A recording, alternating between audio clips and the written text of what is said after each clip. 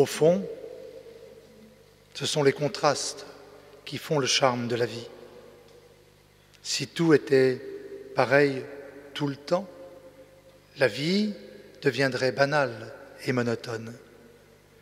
Le vrai bonheur ne se trouve-t-il pas dans la diversité?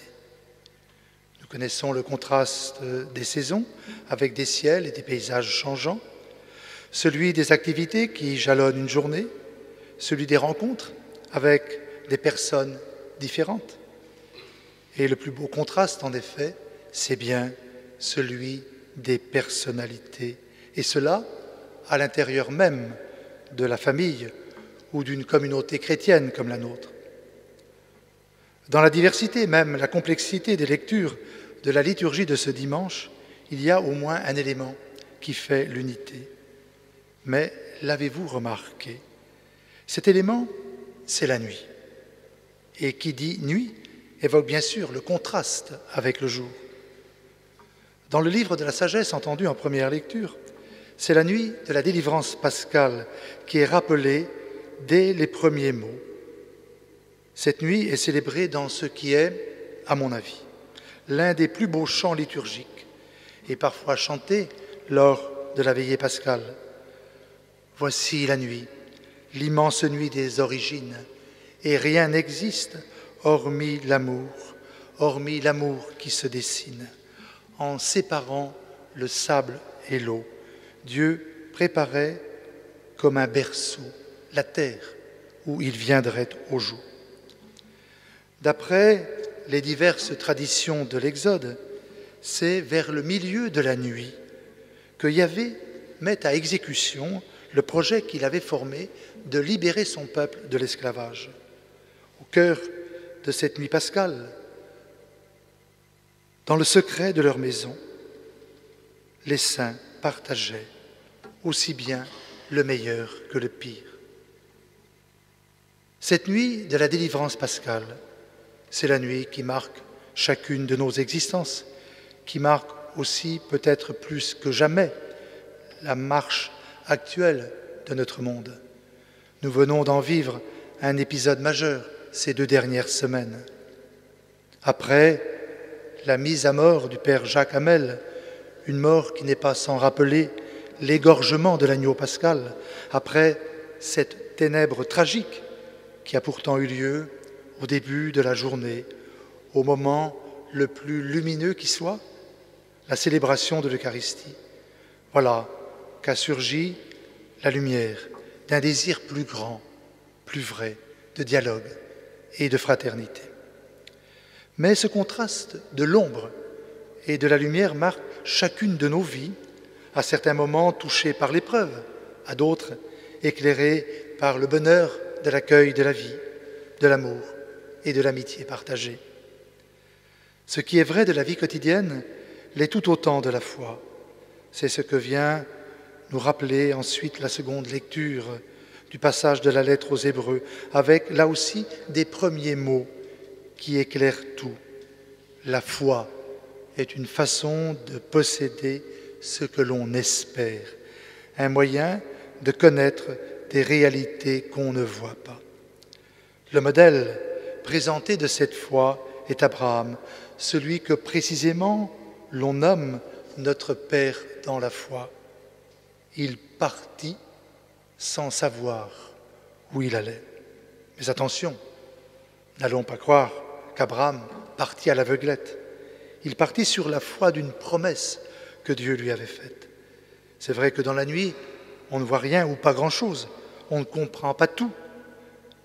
Pas même parfois ce que nous suggère l'Écriture.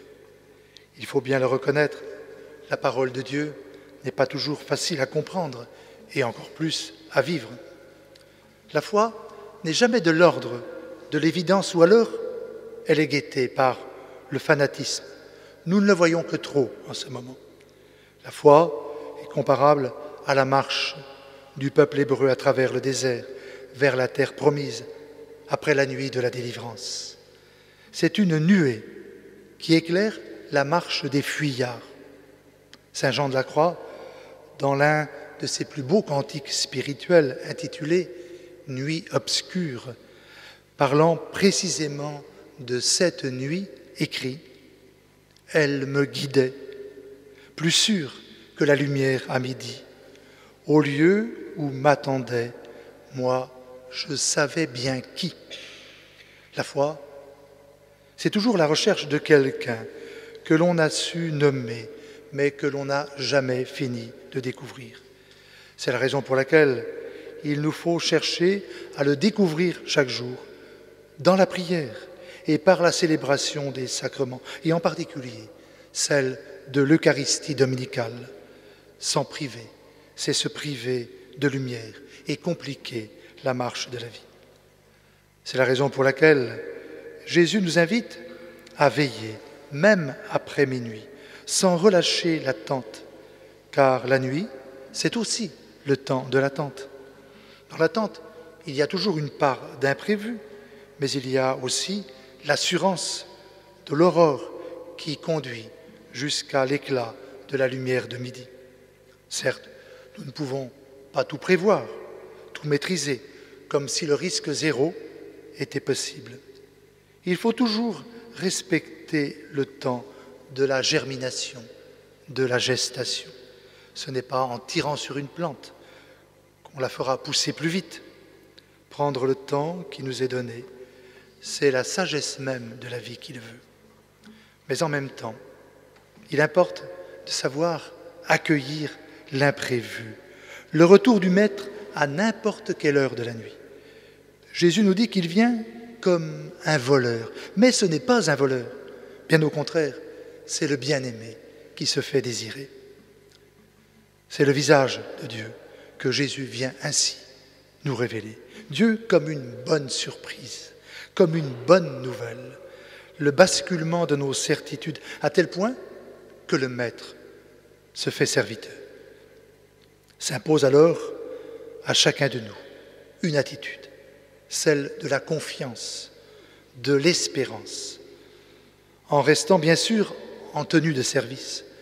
Jamais nous ne pourrons déposer le tablier tant que Dieu nous gardera le souffle de la vie. Mais n'est-ce pas là la source du vrai bonheur? Savoir que rien n'est jamais gagné, mais que de la même manière, rien n'est jamais perdu.